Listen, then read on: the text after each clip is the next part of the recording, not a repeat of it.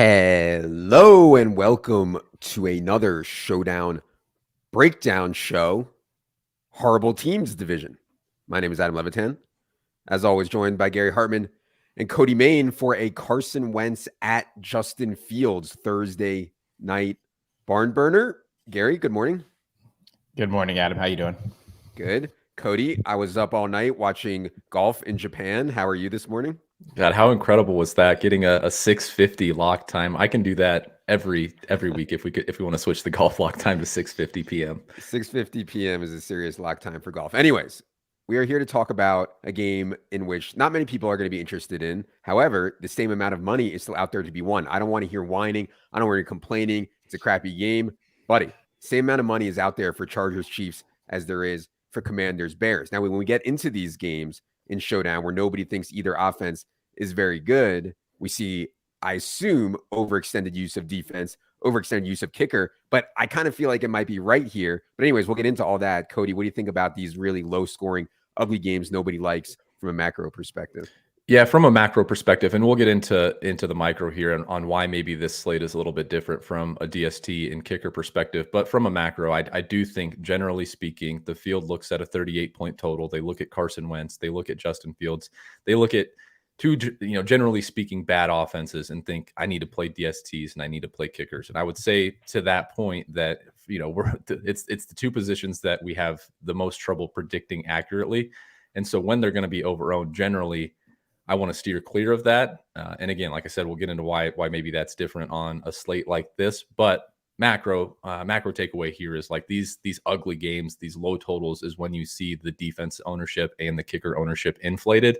So if you can talk yourself into some of these skill position players, you might get good leverage on them. One thing that I thought about this game as a whole is that the teams want to play differently. I mean, Chicago doesn't want to throw, and Washington wants to throw. I mean, they've dropped Carson Wentz back a league high 241 times. I mean, they have no problem dropping back a ton. I will say that I think the best way to attack the Bears is on the ground and not through the air. I actually think their secondary is somewhat talented, but we'll get into all that in a second here. It's hard to come up with 5 1s and 1 5s here, I feel like, Cody, because nobody thinks either team is good enough to blow the other one out. I think I'm more interested in 5 Washington guys because at least they can throw it a ton, but we have that projected for even less ownership, 4%. So what do you think about the roster construction stuff? Yeah, and that was my biggest takeaway going through, kind of breaking down this game for the article was that like Washington could realistically get 4 or even 5 guys in a winning lineup in a game that they lose and like lose by a little bit or even lose by a lot because as you mentioned, they're dropping back, they're spreading the ball around a little bit.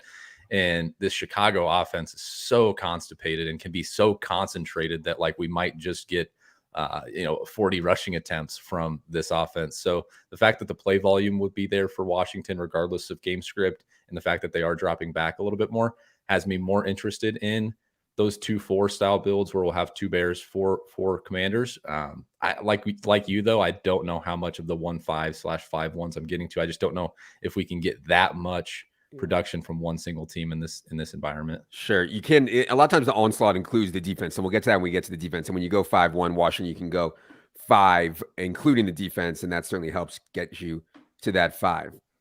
All right, Gary. Justin Fields has the, in theory, skill set of a player that we like in fantasy. He can certainly run. He has a strong arm. He's barely completing 13 or 14 passes per game. Now, I did think last week was a step in the right direction, but that was an awesome spot in the dome against Minnesota. Minnesota's offense was playing well. We do have Fields with a slightly higher, 0.1 higher projection than Carson Wentz. Obviously, a lot of that has to do with rushing and mobility. What do you think about the quarterbacks tonight? We do have Wentz for less projected ownership by about 10% total, 6% captain. Yeah, I think a lot of it is dependent on, as you mentioned, kind of these two teams want to play conflicting styles. Which one wins out, if one wins out at all, right? And if Washington's pass first style does win out, they get up big 14-0 or something like that. I want Justin Fields in almost every lineup because we saw him throw the ball 21 times last week pretty effectively. And, we know that people have been able to pick on Washington through the air all season. You mentioned that you like the running backs more against Chicago's defense. I think we can say pretty safely we prefer to pass against Washington. So I kind of like this spot for Fields as much as I possibly can. Yeah, it's interesting. I don't think many people would think that Fields would have a higher projection than Carson Wentz, considering how many times Carson Wentz is dropping it back. But Cody, what do you think about Fields' captain stuff? Obviously, Wentz having a big game is more likely that one of his receivers will be the optimal. Like, in other words, Patrick Mahomes had a great game on whatever night that was, but obviously Travis Kelce was the optimal captain. When you start to get concentrated touchdowns, it's harder for the quarterback to be the captain. What do you think about using Fields and Wentz in captain versus flex tonight? Yeah, I was actually surprised to see like how low Justin Fields' designed rush rate has been this season, and he's getting most of his rushing attempts through scrambles. So if we get him to drop back more, that's going to be good for his rush rate too, I think, because I think he's going to take off and scramble a little bit more than this team is willing to call design runs for him.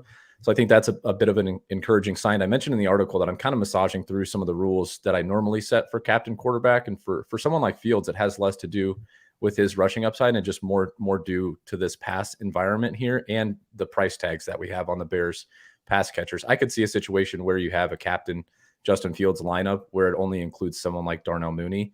And because you have rough price tags on the secondary pieces in this offense, and we're still not expecting a ton of pass volume, even in like a Justin Fields ceiling game, I think the pass volume is going to be pretty low.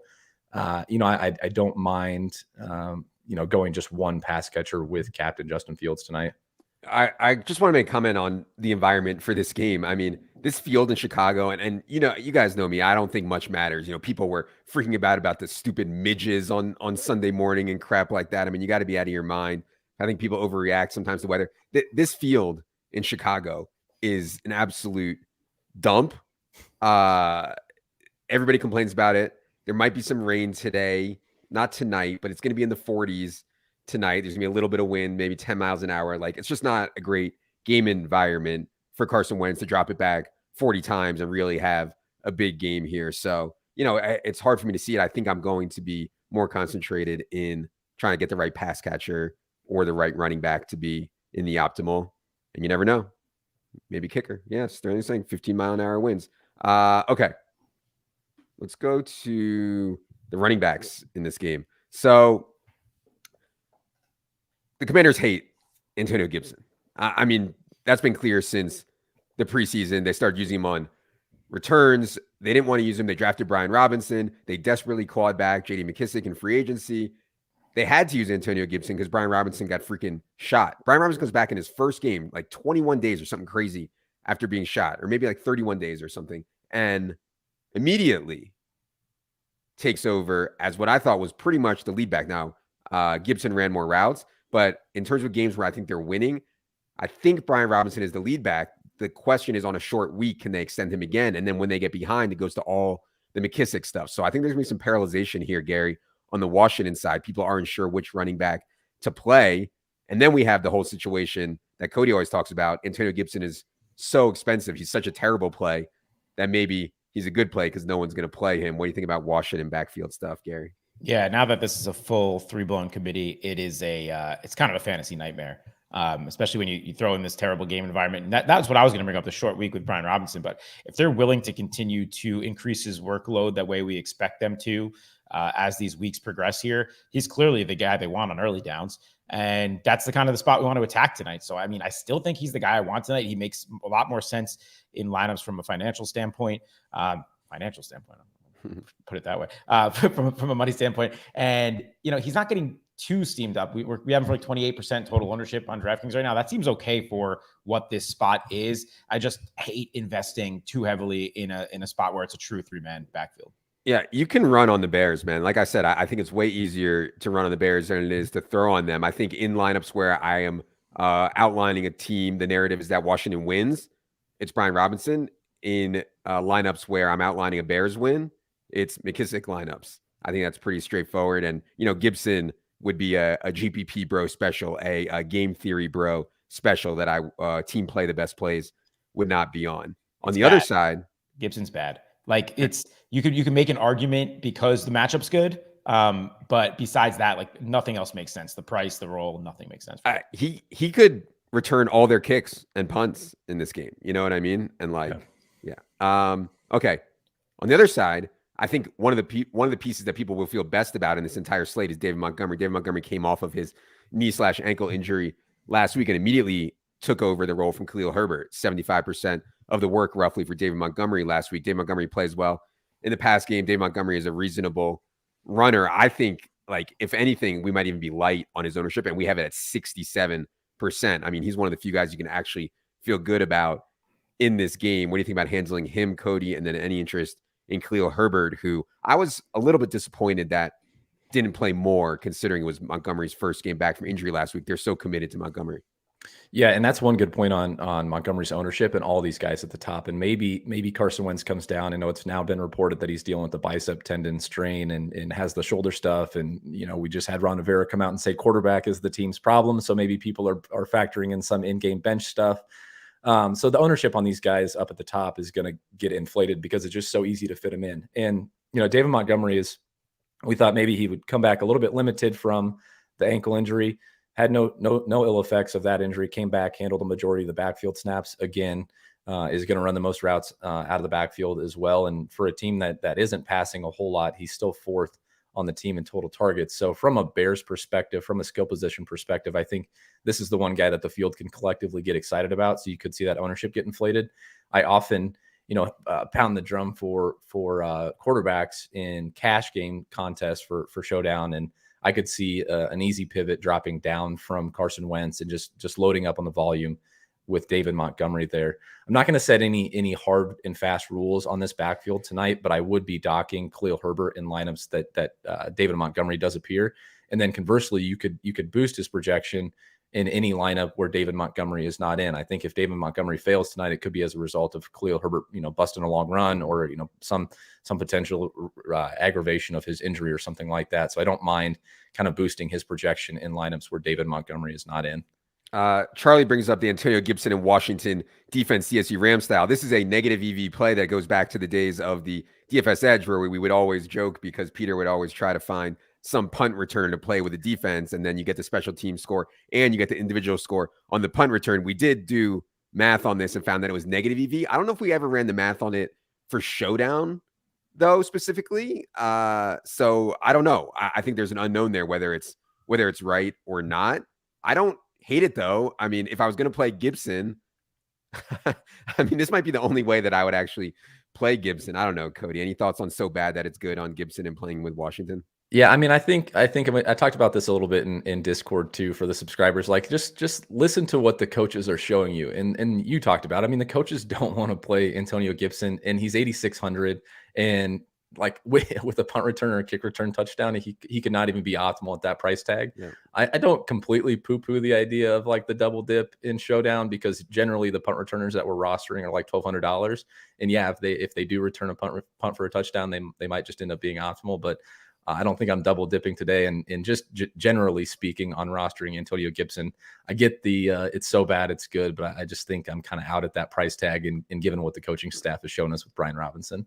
All right, let's go to wide receiver. I think, it's hard, at least in my opinion, it's hard to get away from Curtis Samuel at this price if you're trying to be on team play the best plays, because in a game where you can't really rely on much, you can rely on a bunch of low ADOT, high catch rate catches for Curtis Samuel, and he's like really likely to catch 4 balls, and he can get up to, 8 for 60 and stuff like that. They give him a couple of handoffs. I mean, they've been creative with Curtis Samuel, and now Jahan Dotson is out also, which I think has helped a little bit. And so McLaurin and Curtis Samuel at the top, I certainly think will be the most popular wide receivers. I know we have Mooney slightly higher, and there's a big gap in price there too. So anyways, Gary, what do you think about using Washington wide receivers here tonight? And we are coming off the big De'Ami Brown game. I should note that his usage was not great in this game, essentially rotating and even at the back end of the rotation with Cam Sims. But De'Ami Brown goes out and makes 2 big plays. Yeah, I agree with you on Samuel. The situation that you just put forward, 8 for 60 or whatever, even if he gets up to 9 receptions, something like that, might be what you need if this game does play ugly. So I definitely do not mind matching the field, going over the field in the flex spot. I would be hesitant to go up to that 11% captain ownership that we're seeing there, though, for Curtis Samuel. I don't know how many times the ceiling cases are really there when you have this ugly game environment. You got the Bears running backs to attack, and you still have the quarterbacks and a couple other receivers that we'll talk about here that I like. So I like Samuel in the flex, don't like him as much in the captain. And then McLaurin, I think I like plenty. I mean, I think that price will keep his ownership somewhat in check. You mentioned double digit fantasy points in 4 out of 5 games now. Like the floor case is settling in for McLaurin. We just haven't really seen much of a ceiling yet, but we know it's in there. If this game does play somewhat over and Washington is, stepping back a lot, airing it out a little bit, I like McLaurin to be the biggest beneficiary of that. So. Yeah, McLaurin's targets are deep down the field. Curtis Samuel's targets are right at the line of scrimmage. When Terry McLaurin actually connects, it's going to be worth way more than a Samuel target. It's just so hard for McLaurin to connect here. The De'Ami Brown stuff. In previous eras of DFS, I feel like De'Ami Brown would be like massively owned. In this one, I don't know, Cody. We have 13% on De'Ami Brown. That probably is right because so many people now are in tune with the usage and everything like that. Any thoughts on the De'Ami Brown Cam Sims split? And by the way, Cam Sims is interesting at 1,400. He actually played more than De'Ami Brown last week. So any thoughts there, Cody? And then you can go ahead on the Darnell Mooney stuff. Yeah, the algo is actually spitting out even lower ownership for De'Ami Brown. So they're not buying that the field is buying into the recency bias of the 2 for 102 touchdown score from last week. But I did manually bump that. I think it was jaw dropping enough. And the fact that Jahan Dotson is once again out, there might be some people that flood back to that even at 5K. I think that's pretty thin. Given the role that we saw last week. He ran a route on like 31% of dropbacks. And as you mentioned, it was Cam Sims, 69% of dropbacks, and his role kind of fits with what Jahan Dotson was doing in terms of a route participation perspective and where he's running his routes from. So I think at 1,400, Cam Sims is really interesting. If that ownership stays below 10%, it doesn't take a whole lot to pay off that tag. On the McLaurin stuff, just wanted to piggyback off Gary's point, $800 more expensive than Samuel. I think Samuel is your obvious cash game play there. If you're looking for a skill position guy to slot in, McLaurin makes sense in GPPs, large field GPPs, if he's going to be 5.6% owned at captain. As you mentioned, like the way he scores is going to be in big ways, and you could get those big outlier performances, and the base projection is going to keep that down. And it's kind of a similar story on the other side for Darnell Mooney. They're not dropping back nearly as much, but if and when Darnell Mooney connects, it's going to be in a big, big way. The most points scored by a Bears pass catcher this season has been 13.4 DraftKings points by Darnell Mooney. And in that game, he only had 4 receptions. So we need him to fall in the end zone. But at 6.5% captain ownership, I kind of want to take my chances there and hope that we do get him in fields to connect deep downfield at least, once in this game. By the way, I was messing around with some like cash lineups or whatever, and Curtis Samuel like makes everything work if you play him at captain. And so I think, like Gary said, that 11% captain on Curtis Samuel, I think that's probably right. That sounds really high, but I think it's probably right because he does make a lot work for the quote unquote optimal builds. Last thing I'd say is on some of these dust balls on Chicago, I don't think there's a big difference between ESB, Pettis, Smith, Marset. Like all these guys are rotating, and like all of them suck, right? So like I just give me, if I was punting here with a Bears guy, I'm not sure I even think that like ESB is any better than say Smith Marset, right? And the ownership is less and the price is freaking 4,200 less. So yeah, I think that if I was going secondary Bears and some large field stuff, it would be Pettis or Smith Marset over ESB for me. Okay, that's definitely a max 1 spot for me. Also, I just don't think there's enough. It's way too thin. So I do think it's interesting at tight end where Logan Thomas was somewhat surprising. I thought Logan Thomas would be back for this game, but he's not. So it's going to be John Bates and Cole Turner again. Now they have kind of split this role. Cody, I want to go to you on this before Gary on the Cole Kmet stuff. John Bates last year had an awesome role. They haven't given it to him this year when Logan Thomas has been out. They've been kind of splitting with Cole Turner.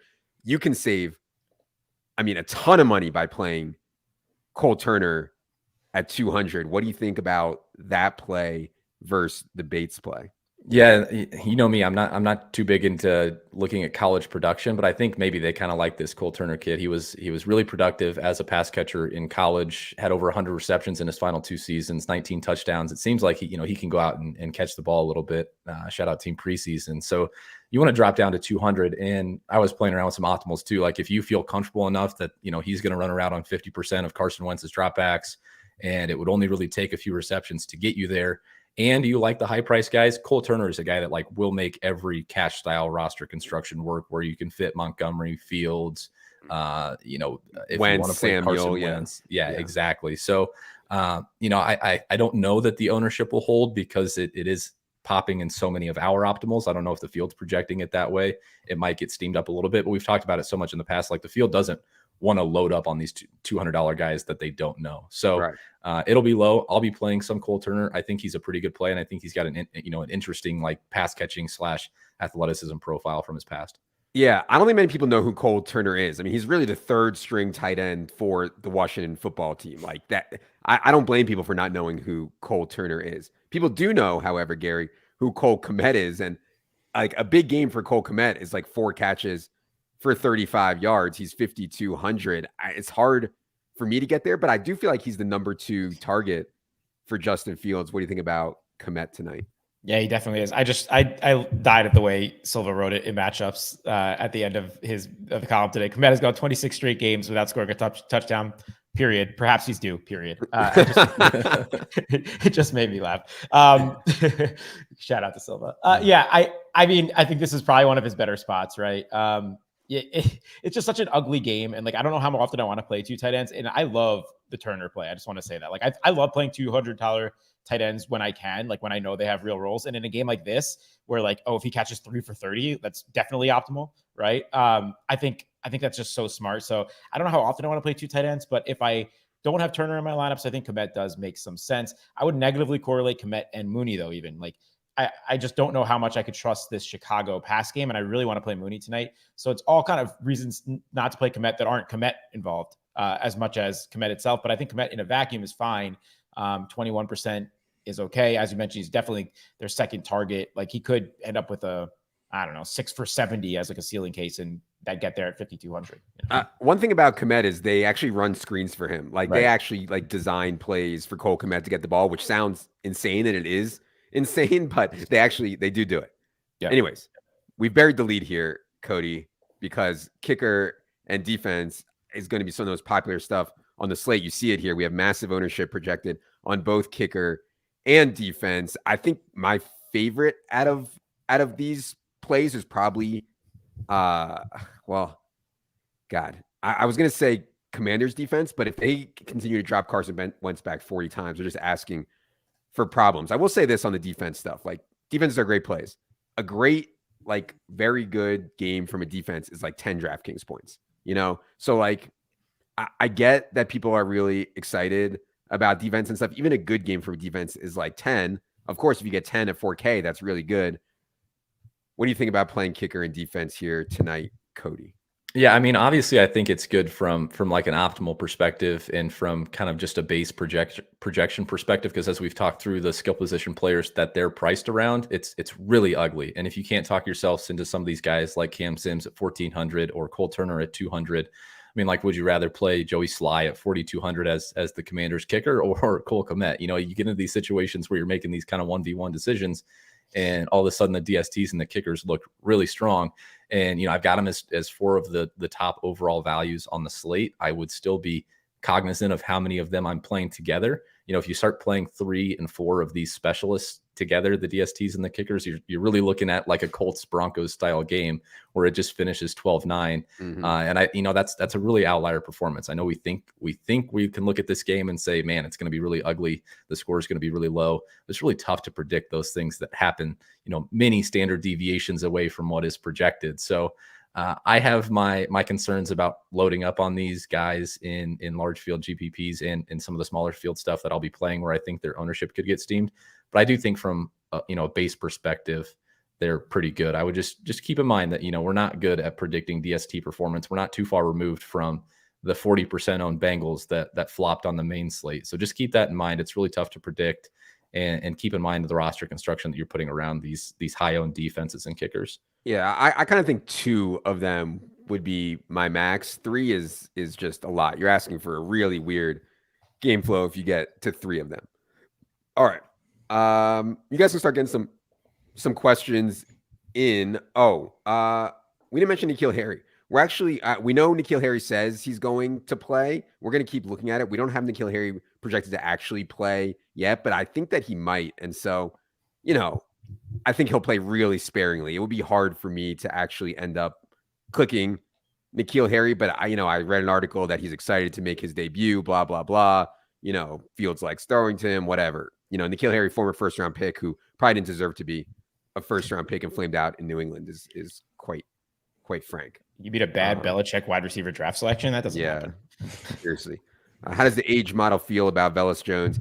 Yeah, the age stuff that's a dynasty thing. The Velus Jones, if he was playing, I wouldn't have a problem with it. But, he was hurt, and then he's not really playing very much. What's our take on McKissick? Yeah, so I said that McKissick is going to play the most when the football team is trailing. He will get some work also on like clear-cut pass downs in base. I'm curious, Gary, if you have any thoughts on playing McKissick in just like normal base lineups, maybe not some, like if you played a 5-1 with the Bears, I think the one being McKissick is an interesting play, right? But if you think that it's going to be a normal 3-3 or 4-2 or whatever, what's your take on McKissick in those? Yeah, I think he's okay, and I wouldn't rule it out, but I would prefer not to have him in those kind of middling builds, especially with Brian Robinson back. Like, he didn't even record a carry last week. Is that right? And like the way I want to attack this Bears defense, especially in competitive game environment, is, kind of up the middle, more traditional running. So I prefer Robinson in those takes, but it doesn't mean that they're not going to throw it all. And we know McKissick can kind of just one drive, like what we saw from Samaje Perine a couple weeks ago. One drive can get there for JD McKissick if, he's kind of the target piece and he breaks one. So, I won't rule him out, but he's not my preferred style of play in those kind of balance builds. From Happy Haunts, that's on N'Keal Harry. From Eric, can you play naked Justin Fields at captain? If you had a Justin Fields captain, Cody, would you automatically include a pass catcher, or would you have some naked Fields? I still think it's tough for him to be optimal naked, right? Like I still think he's going to have to have some production through the air, and assuming he does, one of his pass catchers is going to get there. I think the reason why you can limit it to one and not force the two, as I've often talked about in the past, is that like you can see these situations where you have Darnell Mooney maybe in the flex with the captain Justin Fields team, but then like ESB and Cole Kmet get outscored by the defenses and the kickers or something like that. So I don't mind just leaving it to one, but I still think he needs to produce with his arm in a game where he's the optimal captain. So I would still have one pass catcher there. Okay. Yeah. I do think in Bears onslaught though, like even with Fields at captain, I would negatively correlate Montgomery and Herbert, right? Because like he's definitely getting there with his legs if he's the optimal captain, even in a Bears onslaught. So who from Matt says whose projection is thinner? I think he's just straight up asking if you could only play one quarterback, who would you play? And there are some cash builds. I think both quarterbacks is right in cash, but if you could only play one in cash, that's a tough question, man. Cody, who do you think you could play if you could only play one between Wentz and Fields tonight? Yeah, the contrast of styles here is different because we do expect Washington to drop back more, but then you have the rushing upside and the rushing floor with Fields. I think I would lean Fields. You have to bake in at least some, and it's minimal, and I don't want anyone to overreact to it. You have to bake in some, injury re-aggravation, some in-game benching stuff. I mean, Ron Rivera straight up said quarterback was his problem in a post-game press conference, and they've cleared the air since then. But there's some slight risk there, and where the projections are basically the same, I would just side with Fields. Yeah, I think Fields too. It's just a little bit safer, I think. All right. We buried the lead again. Everybody wants their planting of the flags, the flagging of the plants. We flamed out badly in the last game. Darren Waller got hurt. Hunter Renfrow dusted. Basically, what we should have flag planted was just team play the best plays. Devontae Adams, Kelsey, Mahomes, figure the rest out. Jacobs, figure the rest out. Anyways, Gary, I'll give you the honors. I was going to give it back to you. You should go first because I feel like I steal from you all the time. Oh, God. All right. Fine. I'm just going to go with team play the best plays. I'm a broken man. I'm one of these GPP bros that has my GPP tiers. Instead, I'm just going to play the best plays. I don't see how Curtis Samuel on full PPR DraftKings is not one of the best plays when you know that he's going to get 4 or 5 very low ADOT, very likely to catch the football plays run for him in this game, and somewhere between 1 and 3 carries, I think is likely as well on some jet sweep stuff. And so Curtis Samuel at 8,200 is just straight up mispriced. I know he's going to be very, very popular. I think 11% captain is a lot, but in the flex, I think I can live with 48% on Curtis Samuel. Floor ceiling combo is very, very, very high. And I'm a broken man because Curtis Samuel is certainly in the play for cash. And so flag plants are not supposed to be like that, but I am broken. Okay. Makes sense. Go ahead, Cody. Gary's letting us wipe the board. All right. I mean, if you guys told 13-year-old me that I could roster a guy who entered, had intro music to 50 Cent's Mini Men, I would be fist pumping in my bedroom as a 13-year-old. Me too. Being able to roster that guy, that was the song of my youth as a white kid in Nebraska, just blaring that song. You so wish Brian Robinson many times. shot twice, came back. This coaching staff despises Antonio Gibson. J.D. McKissick is going to play in obvious passing situations. He's going to steal some base down pass work as well. But I don't think that's a problem here, where Brian Robinson and this Commanders team should just be able to run all over the Bears' porous rush defense. So I think that we need to listen when the coaching staff shows us something, and I think they want to play Brian Robinson more. I have no concerns about the short week. I think he's ready to rock and roll. $6,600 Brian Robinson in what looks like a 3-man committee, but is more like a 2-man backfield with Antonio Gibson getting phased out. And Brian Robinson is going to be optimal tonight. Okay. Brian Robinson. Very Gary? nice. Yeah, I was looking at Robinson for sure. I'm going to go back to receiver here because, it seems like the GPP place to go in this game. And I'm going to go our boy, Darnell Mooney. Leading third in the league in some fake air yard stat that no one cares about. But I'm a big Darnell Mooney fan. I mean, I was saying to Cody and Ryan Reynolds last night when he's on our main event team, I think the arrow is pointing up as much as it can for a Bears #1 wide receiver. They're starting to pass a little bit more. We've seen 20 pass attempts from Fields each of the last 2 games. He's very clearly the #1 option. And I think he's just #good. So I think one game is getting here soon for Mooney, and I can see it happening tonight in a plus matchup. So give me Mooney tonight. Agreed. And there's serious chemistry here. If you're looking for a narrative, like these guys get up early, they work out together. They're always like sending out videos of them being boys being boys between Mooney and Fields. And so, yeah, I think I agree. Mooney can play for sure. I like that one. Definitely. All right. That is going to do it for the Showdown breakdown. If you're a subscriber, Gary and I will be back with Ryan Reynolds in about 15 minutes to talk through the awards market, see if we can find some value there to bet on in awards. And then tomorrow night, Friday night, myself, Silva, and Wiggins will be talking through the main slate. Team play the best plays for Friday night, for Sunday's main slate. That'll be Friday night. We do have weekly and monthly options available now. And NBA, baby. NBA starts next week. If you're interested there, be sure to check out the subscribe page for everything we're doing with the NBA. For Gary, for Cody, I am Adam. Good luck, everybody.